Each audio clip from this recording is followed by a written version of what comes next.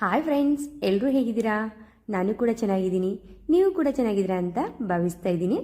ಇನ್ನೇನು ನಾಗರ ಪಂಚಮಿ ಹಬ್ಬ ಶುರು ಆಗ್ತಾ ಇದೆ. ಹಾಗೆ ವರಮಹಾಲಕ್ಷ್ಮಿ ಹಬ್ಬ, ಶ್ರಾವಣ, ಪ್ರತಿಯೊಂದು ಹಬ್ಬ ಕೂಡ ಈಗ ಶುರು ಆಗ್ತಾ ಇದ್ದಾವೆ.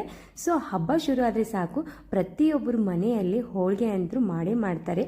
ಹಾಗಾಗಿ ನಾನು ಇವತ್ತು ನಿಮಗೆ ಇಲ್ಲಿ ತುಂಬಾ ಆರೋಗ್ಯಕರವಾಗಿರುವಂಥ ಗೋಧಿ ಹಿಟ್ಟಿನ ಹೋಳಿಗೆಯನ್ನು ಮಾಡಿ ತೋರಿಸ್ತಾ ಇದ್ದೀನಿ. ಫ್ರೆಂಡ್ಸ್, ಮೈದಾ ಹಿಟ್ಟನ್ನು ಅವಾಯ್ಡ್ ಮಾಡಿ ಆದಷ್ಟು ಗೋಧಿ ಹಿಟ್ಟನ್ನು ಉಪಯೋಗಿಸ್ಕೊಳ್ಳಿ. ಆರೋಗ್ಯಕ್ಕೆ ತುಂಬಾ ಒಳ್ಳೆಯದು. ಹಾಗೆ ತುಂಬಾ ಸಾಫ್ಟಾಗಿ ತುಂಬಾ ಟೇಸ್ಟಿಯಾಗಿ ಈ ಗೋಧಿ ಹಿಟ್ಟಿನ ಹೋಳಿಗೆ ಯಾವ ರೀತಿ ಮಾಡಬೇಕಂತ ಇವತ್ತು ಈ ವಿಡಿಯೋದಲ್ಲಿ ಹೇಳ್ಕೊಡ್ತಾ ಇದ್ದೀನಿ. ಹಾಗೆ ಕೆಲವು ಟಿಪ್ಸನ್ನು ಹೇಳ್ಕೊಡ್ತಾ ಇದ್ದೀನಿ. ಪೂರ್ತಿ ವಿಡಿಯೋ ನೋಡಿ, ಖಂಡಿತ ನಿಮಗೆ ಈ ವಿಡಿಯೋ ಯೂಸ್ಫುಲ್ ಆಗುತ್ತೆ. ಮೊದಲಿಗೆ ನಾನಿಲ್ಲಿ 1 ಕಪ್ ಆಗುವಷ್ಟು ಕಡಲೆಬೇಳೆಯನ್ನು ನೆನೆಯೋಕೆ ಇಟ್ಟಿದ್ದೆ. ಫ್ರೆಂಡ್ಸ್, 2 ತಾಸು ಮುಂಚೆನೇ ನೀವು ಕಡಲೆಬೇಳೆಯನ್ನು ನೆನೆಯೋಕೆ ಇಡಬೇಕು. ನಿಮ್ಮ ಹತ್ರ ಟೈಮ್ ಇದ್ದರೆ ನೀವು ಜಾಸ್ತಿ ಹೊತ್ತು ಕೂಡ ನೆನೆಯೋಕೆ ಬಿಡ್ಬೋದು. ಈ ರೀತಿ ನೆನೆಯೋಕೆ ಇಡೋದ್ರಿಂದ ಬೇಗನೆ ಬೇಳೆಯಲ್ಲಿ ಕುಕ್ ಆಗುತ್ತೆ. ನಾನೀಗೊಂದು ಕುಕ್ಕರನ್ನು ತಗೊಂಡಿದ್ದೀನಿ. ನೆನೆಸಿಟ್ಟಿರುವಂಥ ಬೇಳೆಯನ್ನು ಇಲ್ಲಿ ಸೇರಿಸ್ತಾ ಇದ್ದೀನಿ. ಫ್ರೆಂಡ್ಸ್, ಇದಕ್ಕೆ ನಾವು 1.5 ಕಪ್ ಆಗುವಷ್ಟು ನೀರನ್ನು ಸೇರಿಸಬೇಕು. ನೀವೇನಾದರೂ ಇದ್ರದ್ದು ಸಾಂಬಾರು ಏನಾದ್ರು ಮಾಡಬೇಕಪ್ಪ ಅಂದರೆ 2 ಕಪ್ ಆಗೋಷ್ಟು ನೀರನ್ನು ಕೂಡ ನೀವು ಸೇರಿಸ್ಕೋಬೋದು. ಗ್ಯಾಸನ್ನು ಮೀಡಿಯಂ ಫ್ಲೇಮಲ್ಲಿ ಇಟ್ಬಿಟ್ಟು 2 ವಿಸಿಲನ್ನು ನಾವು ಇದನ್ನು ಕುಗ್ಗಿಸ್ಕೋಬೇಕು. ವಿಸಿಲ್ ಆಗುವವರೆಗೂ ಹಿಟ್ಟನ್ನು ರೆಡಿ ಮಾಡ್ಕೊಳ್ಳೋಣ.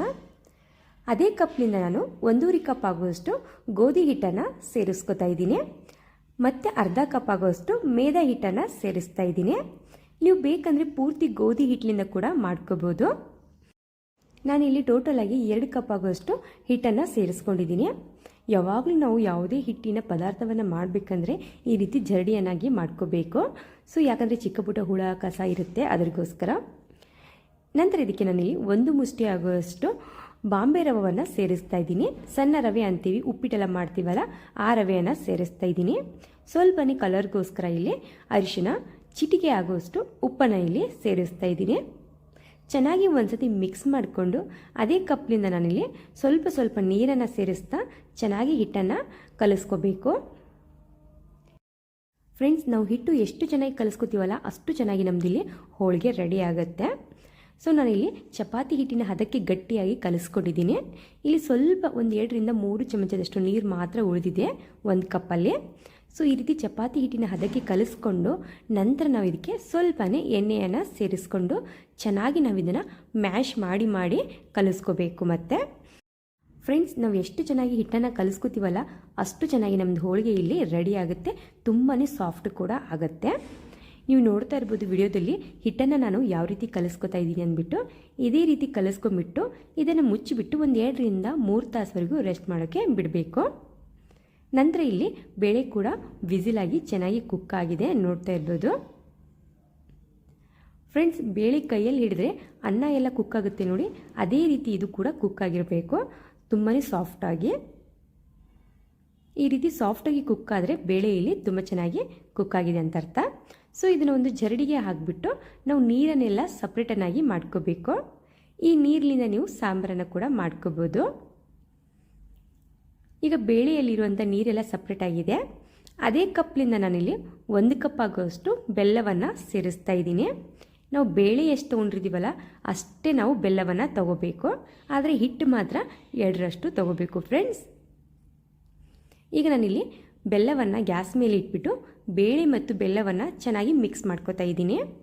ಚೆನ್ನಾಗಿ ಇದು ನೀರು ಬಿಡಬೇಕು, ಅಲ್ಲಿವರೆಗೂ ಇದನ್ನು ಕುಕ್ ಮಾಡ್ಕೋಬೇಕು. ಫ್ರೆಂಡ್ಸ್, ಚೆನ್ನಾಗಿ ಇದು ನೀರು ಬಿಟ್ಟು ಮತ್ತೆ ಇದು ಪೂರ್ತಿ ಡ್ರೈ ಆಗಬೇಕು, ಅಲ್ಲಿವರೆಗೂ ಇದನ್ನು ಕುಕ್ ಮಾಡ್ಕೋತಾ ಇದ್ದರೆ ನಮಗೆ ತುಂಬ ಬೇಗನೆ ಇದು ಹೂರಣ ರೆಡಿ ಆಗುತ್ತೆ.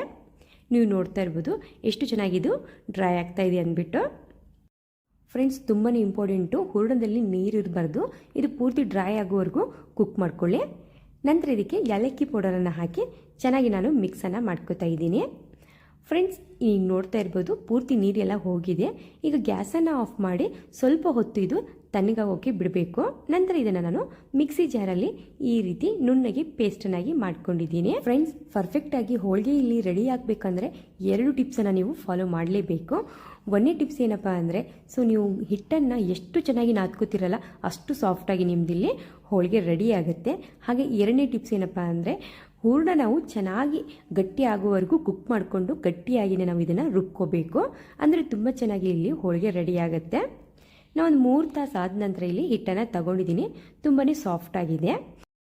ಫ್ರೆಂಡ್ಸ್, ನಿಮಗೆ ಯಾವ ಗಾತ್ರದ ಉಳ್ಳೆ ಬೇಕಲ್ಲ ಆ ಗಾತ್ರದ ಉಳ್ಳೆಗಳನ್ನಾಗಿ ಒಂದು ಪ್ಲೇಟಲ್ಲಿ ಇಟ್ಕೋಬೇಕು.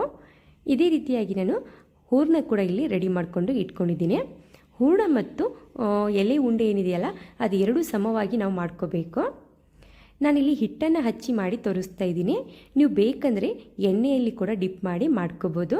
ನಾನಿಲ್ಲಿ ಜಾಸ್ತಿ ಎಣ್ಣೆಯನ್ನು ಯೂಸ್ ಮಾಡ್ತಾ ಇಲ್ಲ, ಹಿಟ್ಟಿನಲ್ಲಿ ಡಿಪ್ ಮಾಡಿ ತೋರಿಸ್ತಾ ಇದ್ದೀನಿ. ನಿಮಗೆ ಯಾವುದು ಇಷ್ಟನೋ ಅದನ್ನೇ ನೀವು ಮಾಡ್ಕೋಬೋದು. ಸೊ ಮೊದಲು ಸ್ವಲ್ಪ ಹಿಟ್ಟನ್ನು ಹಚ್ಚಿ ಸ್ವಲ್ಪನೇ ಹಿಟ್ಟನ್ನು ಸ್ಪ್ರೆಡ್ ಮಾಡ್ಕೋಬೇಕು. ನಂತರ ನಾವು ನಡುವಿಗೆ ಈ ಹೂರಣವನ್ನು ಇಟ್ಟು ಚೆನ್ನಾಗಿ ನಾವು ಸೀರೆ ನೀರಿಕೆ ಎಲ್ಲ ಮಾಡ್ತೀವಲ್ಲ ಅದೇ ರೀತಿ ಇದನ್ನು ಕೂಡ ಮಾಡಬೇಕು. ಫ್ರೆಂಡ್ಸ್, ನಾ ಹೇಳಿರೋ ರೀತಿಯಲ್ಲಿ ನೀವು ಈ ಹೋಳಿಗೆಯನ್ನು ಮಾಡಿ ಈ ಬರುವಂಥ ನಾಗರ ಪಂಚಮಿಗೆ, ವರಮಹಾಲಕ್ಷ್ಮಿ ಹಬ್ಬಕ್ಕೆ, ಪ್ರತಿಯೊಂದು ಹಬ್ಬಕ್ಕೂ ಕೂಡ ಮಾಡಿ ನಿಮಗೆ ಫಸ್ಟ್ ಟೈಮ್ ಮಾಡ್ತಾಯಿದ್ರು ಕೂಡ ನಿಮಗೆ ಪರ್ಫೆಕ್ಟಾಗಿ ಇಲ್ಲಿ ಹೋಳಿಗೆ ಬರುತ್ತೆ. ಸೊ ಮತ್ತೆ ನಾನಿಲ್ಲಿ ಹಿಟ್ಟಿನಲ್ಲಿ ಡಿಪ್ ಮಾಡಿ ಚಪಾತಿ ಎಲ್ಲ ಲಟ್ಟಿಸ್ತೀವಲ್ಲ ಅದೇ ರೀತಿಯಾಗಿ ಸ್ಲೋಲಿಯಾಗಿ ಲಟ್ಟಿಸ್ಕೋಬೇಕು. ನೀವು ಹಿಟ್ಟು ಹಚ್ಚೋದ್ರಿಂದ ಫಸ್ಟ್ ಟೈಮ್ ಮಾಡೋರಿಗೆ ತುಂಬ ಈಸಿಯಾಗಿ ಹೋಳಿಗೆಯನ್ನು ಮಾಡ್ಬೋದು. ಯಾಕಂದರೆ ಎಣ್ಣೆಯಲ್ಲಿ ಮಾಡೋದ್ರಿಂದ ತುಂಬ ಬೇಗನೆ ಬರೋದಿಲ್ಲ ಕೆಲವರಿಗೆ. ಸೊ ಈ ರೀತಿ ಹಿಟ್ಟಾದರೆ ಚಪಾತಿ ಎಲ್ಲ ಮಾಡಿ ರೂಢಿ ಇರುತ್ತೆ ನೋಡಿ, ಹಾಗಾಗಿ ಈಸಿಯಾಗಿ ಮಾಡ್ಬೋದು. ನಾನು ನಿಮ್ಗೆ ಇಲ್ಲಿ ಇನ್ನೊಂದು ಸ್ಟೆಪ್ಪಲ್ಲಿ ತೋರಿಸ್ಕೊಡ್ತಾ ಇದ್ದೀನಿ. ಜಸ್ಟ್ ಪರೋಟ ಎಲ್ಲ ನಾವು ಮಾಡ್ತೀವಲ್ಲ ಅದೇ ರೀತಿ ನಾವು ಇದನ್ನು ಮಾಡ್ಬೋದು. ಫ್ರೆಂಡ್ಸ್, ಮತ್ತೆ ನಾನಿಲ್ಲಿ ಎಲೆಯನ್ನು ಲಟ್ಟಿಸ್ಕೋತಾ ಇದ್ದೀನಿ. ಇದೇ ರೀತಿ ನಾನಿಲ್ಲಿ ಲಟ್ಟಿಸಿ ಒಂದು 2 ರಿಂದ 3 ಎಲೆ ಆಗುವವರೆಗೂ ಸೈಡ್ಗೆ ಇಡ್ತಾ ಇದ್ದೀನಿ. ಯಾಕಂದರೆ ಒಂದೇ ಸತಿ ನಾವು ಬಿಸಿ ಮಾಡ್ಕೋಬೋದು. ನೋಡ್ತಾ ಇರ್ಬೋದು ಹೂರಣ ಕೂಡ ಇಲ್ಲಿ ಎಲ್ಲ ಕಡೆಗೆ ಎಷ್ಟು ಚೆನ್ನಾಗಿ ಸ್ಪ್ರೆಡ್ ಆಗಿದೆ ಅಂದ್ಬಿಟ್ಟು. ಫ್ರೆಂಡ್ಸ್, ಈಗೊಂದು ಪ್ಯಾನನ್ನು ನಾನಿಲ್ಲಿ ಕಾಯೋಕ್ಕಿಟ್ಟಿದ್ದೆ. ಸೊ ಪ್ಯಾನ್ ಮೇಲೆ ಈಗ ಸೇರಿಸ್ತಾ ಇದ್ದೀನಿ. ಗ್ಯಾಸನ್ನು ಸಣ್ಣ ಉರಿಯಲ್ಲಿ ಇಟ್ಬಿಟ್ಟು ಇದನ್ನು ಬಿಸಿ ಮಾಡ್ಕೋಬೇಕು. ಮೇಲ್ಗಡೆ ಸ್ವಲ್ಪನೇ ಲೈಟಾಗಿ ಬಬಲ್ಸ್ ಬಂದ ನಂತರ ಇದನ್ನ ಟರ್ನ್ ಮಾಡ್ಕೋಬೇಕು. ಫ್ರೆಂಡ್ಸ್, ಇದೇ ರೀತಿಯಾಗಿ ನಾನಿಲ್ಲಿ 2 ಸೈಡ್ಗೆ ಚೆನ್ನಾಗಿ ಇದನ್ನು ಬೇಯಿಸ್ಕೊತಾ ಇದ್ದೀನಿ. ನಿಮಗೆ ತುಪ್ಪ ಇಷ್ಟ ಇದ್ದರೆ ತುಪ್ಪ ಅಥವಾ ಎಣ್ಣೆ ಬೇಕಂದರೆ ಎಣ್ಣೆಯನ್ನು ಇದಕ್ಕೆ ನೀವು ಸ್ಪ್ರೆಡ್ ಮಾಡ್ಕೋಬೋದು. ಬೇಡಪ್ಪ ನಮಗೆ ಹಾಗೆ ತಿಂತೀವಂದ್ರೂ ಕೂಡ ನೀವು ಹಾಗೆ ಕೂಡ ಇದನ್ನ ತಿನ್ಕೋಬೋದು. ಫ್ರೆಂಡ್ಸ್, ನೀವು 2 ದಿನ ಇಟ್ಟರೂ ಕೂಡ ಇದು ತುಂಬಾ ಸಾಫ್ಟಾಗಿರುತ್ತೆ. ಆದರೆ ಹಾಟ್ ಬಾಕ್ಸಲ್ಲಿ ಹಾಕಿಡಿ, ತುಂಬಾ ಚೆನ್ನಾಗಿ ಹೋಳಿಗೆ ಸಾಫ್ಟಾಗೇ ಇರುತ್ತೆ.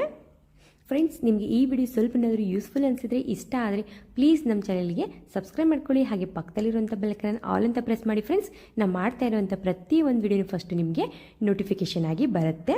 ಈ ಬರುವಂಥ ವರಮಹಾಲಕ್ಷ್ಮಿ ಹಬ್ಬಕ್ಕೆ, ನಾಗರ ಪಂಚಮಿ ಹಬ್ಬಕ್ಕೆ ಹೊಸ ರೆಸಿಪಿ ಜೊತೆಗೆ ಮತ್ತೆ ಸಿಗ್ತೀನಿ. ಹಾಗೆ ಈ ವಿಡಿಯೋ ನೋಡೋದಕ್ಕೆ ಥ್ಯಾಂಕ್ ಯು.